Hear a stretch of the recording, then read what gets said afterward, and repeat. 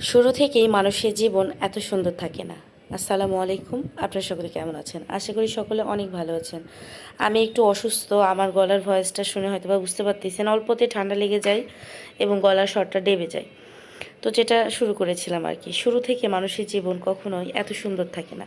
হয়তোবা এখন আমাকে দেখে আপনারা যেরকম মিন করতেছেন, শুরু থেকে কি আসলে আমার জীবনটা এমন ছিল? অবশ্যই না। শুরু থেকে কখনোই কোনো কিছুই ভালো হয় না।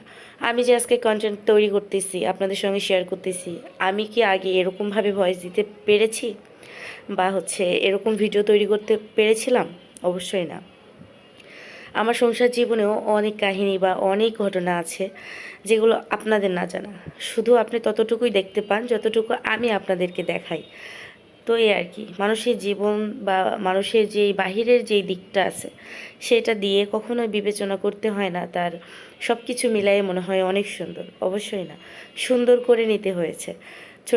অনেক ছোটোবেলা আমার বিয়ে হয়েছে, আমি হয়তো বা অনেক ভিডিওতে বলেছি। তো অনেক ছোটোবেলা বিয়ে হয়েছে, ক্লাস 9-এ ওঠার পরপরই আমার বিয়ে হয়েছে, আলহামদুলিল্লাহ। তো বিয়ের কিছুদিন পড়াশোনা করেছি, মানে কিছুদিন বলতে 2 বছর পড়াশোনা করেছি, এসএসসিটা কমপ্লিট করেছিলাম বিয়ের পর। তো সংসারে আনুষ্ঠানিক কাজকর্ম বা পড়াশোনা খুব একটা ভালো লাগতো না, আসলে কারোর পড়াশোনা ভালো লাগে না।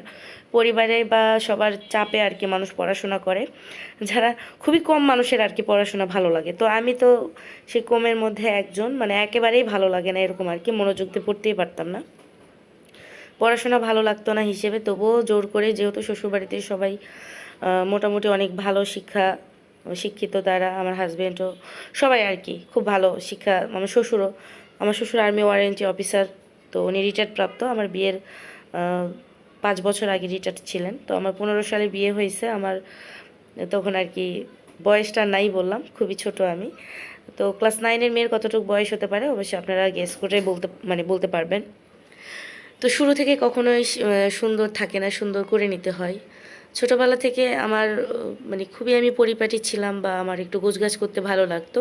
তো এই কাজটা আমি ছোটোবেলা থেকেই সুন্দর করে করতে পারতাম, আলহামদুলিল্লাহ। কিন্তু আনুষ্ঠানিক যে রান্না, যে সংসারের খুঁটিনাটি কাজ বা কার সঙ্গে কিভাবে বিহেভ করতে হবে, এগুলো কিন্তু আমাকে একজন শিখিয়েছে। সেটাকে জানেন? আপনাদের ভাই, মানে আমার হাজব্যান্ড। সে এতটা সাপোর্টিং বা এতটা কেয়ারফুল একটা মানুষ, তার সঙ্গে হয়তো বা বিয়ে না হলে বুঝতে পারতাম না যে এরকম মানুষও পৃথিবীতে এখনও আছে।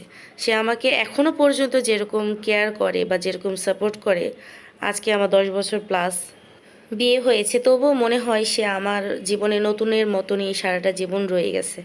তো আলহামদুলিল্লাহ সব কিছু মিলায়ে। তো সে সবসময় আমাকে কিভাবে সংসারে সবার সঙ্গে মিলেঝিলে থাকতে হবে, কিভাবে সংসারের কাজ হ্যান্ডেল করতে হবে। যেমন আমার শাশুড়ি হয়তো বা ঝাড়ু দিয়েছে নতুন নতুন অবস্থায়, সেরকম আমি বুঝি নাই। তো সে নিজে আমাকে বলেছে, আম্মু ঝাড়ু দিচ্ছে, তুমি গিয়ে ঝাড়ু দাও। বা আম্মু মাছ কাটতিছে একা, তুমি যাও হেল্প করো। আলহামদুলিল্লাহ, সেখান থেকে এখনও পর্যন্ত আমার শাশুড়ি যদি কোনো কাজে লাগে, তখন আমি আমার শাশুড়িকে বলি যে আম্মু রাখেন, আমি করতেছি। যদি আমার কোনো কাজ না থাকে বা উনি যদি শুরু করতে চায়, আমি এই কথাটা বলি তাকে। জানি না আর কোনো ছেলের বউয়ের কাছ থেকে উনি এই কথাটা শুনতে পাবে কিনা, কিন্তু আমি ফ্রি থাকা অবস্থায় আমি কাউকে কোনো কাজ করতে দিই না। আসলে কাজ করলে মানুষ মরে যায় না, কাজ করলে অভিজ্ঞতা বাড়ে, কাজ করলে পারদর্শী হওয়া যায়। আপনি যত কাজের মধ্যে থাকবেন, আপনি তত ভালো কিছু শিখতে পারবেন। তো আলহামদুলিল্লাহ, আজকে আমার স্বামীর জন্য, আজকে পরিবারের সবার কাছে আমি চোখের মণি। বিশেষ করে সব কিছু দায়িত্ব পালন করতে পারি হিসেবে আমাকে সব দায়িত্বগুলো দেওয়া হয়, কিন্তু নিজের শরীরও মাঝে মাঝে খারাপ হয়ে যায়, তখন তো আর মুখ ফুটে কাউকে বলতে পারি না যে আমি আর পারতেছি না। তো তখন যদি কেউ একটু বোঝার থাকে, ভালো লাগে, আর যদি না বোঝার থাকে, কষ্টটা তখনই লাগে। তো যাই হোক, আজকে আমার গল্প বা কথার সঙ্গে উত্তরবঙ্গের জনপ্রিয় খাবার আলু ডিমের ঝোল রেসিপি করে ফেলেছি। তো আজকে ভিডিওটা কেমন লেগেছে কমেন্টে জানাবেন। আল্লাহ হাফেজ।